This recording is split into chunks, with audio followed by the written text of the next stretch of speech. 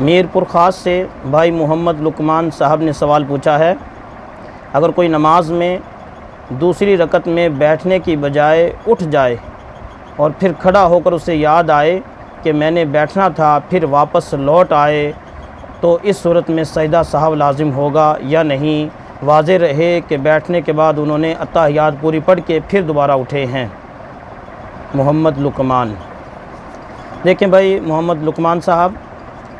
جو شخص قعدہ اولیٰ کہتے ہیں، جو 2 رکعت کے بعد بیٹھنا ہوتا ہے، قعدہ اولیٰ کہتے ہیں اسے، قعدہ اولیٰ میں بیٹھنا تھا لیکن یہ بھول کر کھڑا ہو گیا،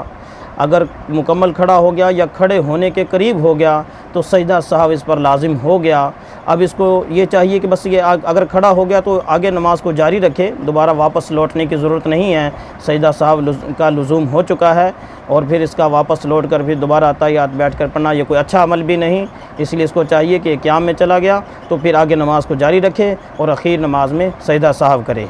اور اگر یہ اٹھنے ہی لگا تھا، ابھی اس کو یاد آ گیا اور بیٹھنے کے قریب زیادہ تھا، تو اس کے لیے حکم یہ ہے کہ یہ بیٹھ جائے اور اتحیات پڑھ کے یعنی قعدہ اولیٰ کر کے پھر یہ اٹھ جائے، اس وقت میں سجدہ سہو لازم نہیں ہے۔ اور جیسا آپ نے پوچھا، آپ کا پوچھنے کا مقصد تو یہ تھا کہ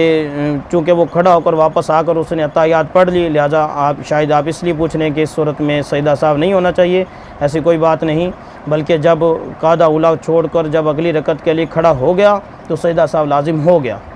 اب اس کو واپس لوٹنا نہ چاہیے، بلکہ نماز کو جاری رکھے اور اخیر میں سجدہ سہو کر کے نماز کو مکمل کرے۔